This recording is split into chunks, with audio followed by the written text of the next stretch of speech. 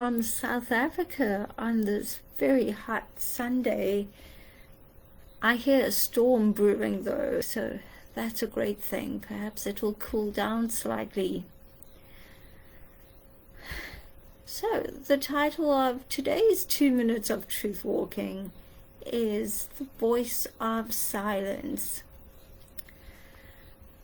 I don't know if you've had this experience, but I have heard this from people in my circle lately, and I found it to be true for me that there have been times this week particularly when I just did not feel like interacting. I'd be in a circle and be happy to take the wisdom in, be in a conscious community online and be really happy to take the wisdom in. But the need to voice my opinion or my thoughts was just not there. And I wondered, am I feeling tired? The answer to that is yes. I have been feeling tired many days this week. But I went a little deeper than that about what is it saying to me? And even if you're feeling tired, that's not the message. That's just something that should be considered. But what is the message when there is silence, when you don't necessarily feel like interacting? So the first thing is just go into that, well, why don't I feel like interacting? And sometimes it's, yes, I am tired, or I'm upset, or something disturbed me. So there's been some lowering of vibration, or you just know that self-care, on some level, you know that the self-care wisdom is just to be in stillness. But that silence has a voice too, and it's great to know what you need to do, the wisdom of your mind, body, and spirit. But what is the message there? What is the message of your inner voice, that voice of silence? And how do you connect with that message? And go into it. Maybe it's something that disturbed you, or something that you scroll through on social media, someone's opinion, and you thought, oh my word, I can't believe this person thinks this particular, or has this particular opinion, or is thinking this particular thought. They're not who I thought they were. And that's okay. We get to think that. If something shocks us or disturbs us, we get to feel that way. But that doesn't mean that it's part of our journey. So when you're going deeper, and it's something like that, go even deeper and go into the, well, why would I feel disturbed? Why does this hurt me?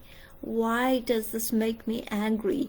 And it's always because of our individual feelings about the situation. So take away what anyone else said or did and go into the individual feelings.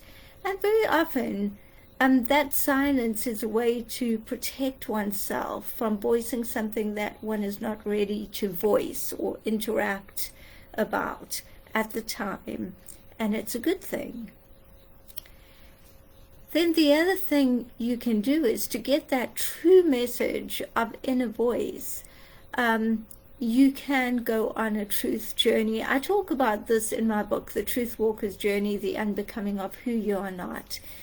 And to go on a truth journey, all you do is you write the words, the truth is that, and see what comes. See what comes. And then write another sentence, the truth is that, and see what comes. The important thing about this exercise is don't go into it from a low vibration point of view. Go into it with a quest to move forward, a quest to get to your next step. In other words, to raise your vibration. And when you just put that intention out, then you're not writing these sentences which feel so down, because that's really not your truth. That's just misalignment.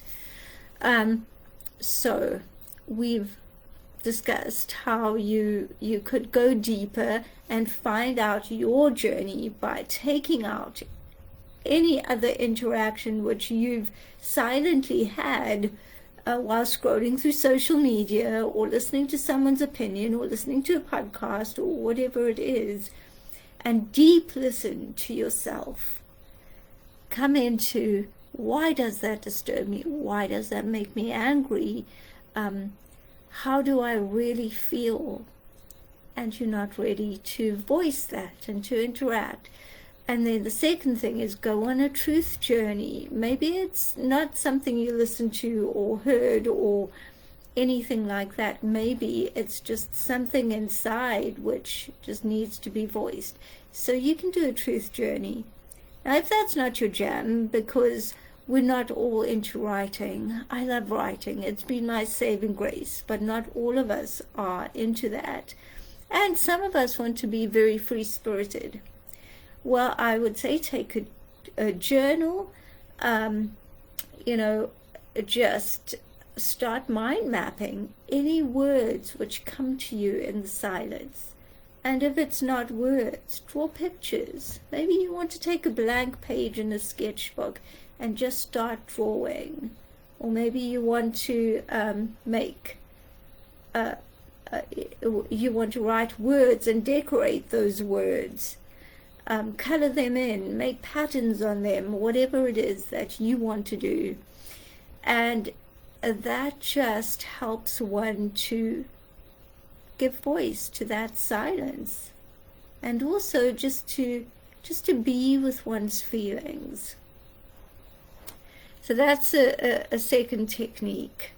Actually, a third one, the mind mapping of the words, the truth journey, and the drawing. And you can use so many different colored pens. I never thought I was a colored pen person until my family gave me these colored pens, and my partner gave me a whole lot of markers for the same birthday last year, and I had such fun expressing myself in color. And even the colors are a means to express your inner voice, express that truth deep within you, because you feel a certain way about certain colors depending on what vibration you're on. It's very interesting. So just pay attention to that if you're into color. And then fifth chakra, self-care. In other words, throat chakra. And if it troubles you to call it a chakra because it sounds weird to you, just call it an energy center. Everywhere in our body and even around our bodies, our auras, the energy fields around us, everything is energy. So this throat part of you, you can feel the energy, especially when you're stressed, when you feel your throat feels a little tight or a little closed up, or you can even feel the muscles, and that's responding to your emotions, to your feelings. So let me go into the fifth chakra, self-care, the throat chakra, self-care. Just be with that. I find sometimes that essential oils, just smelling them, it really loosens muscles because the essential oils relax you. If you're not into essential oils, just do a little self-massage. It's amazing how the physical can connect with the emotional and the spiritual, just to be in a great space. Combine the massage or the smelling of essential oils with your journaling or your drawing, and just really honor your fifth chakra that way. And then last technique, breathing. Breathing is always a way of connecting mind, body, and spirit, honoring your fifth chakra, because the breathing just loosens these muscles, just relaxes them and releases them. And breathing's always a way of just connecting to or going into meditation. It's a way of connecting to your body, because the breath goes into your body and nourishes your body. It's mind, body, spirit. And also just relaxing your mind so that your mind is not so busy. And this relates to the meditation building block. You can use that. That's how you use the meditation building block in this sort of situation. You can also use the connection building block if you are doing just going into divine guidance in Akashic Records reading, or if you're having a reading with someone else, if you don't feel that you want to go into the Akashic Records. So there are at least 2 building blocks that you can do right now, and there are different techniques, which is also vibration raising, which really ties in with the building blocks. Have a wonderful rest of your Sunday, and may you and all of us honor our inner voice and really honor its messages. Love and light to you.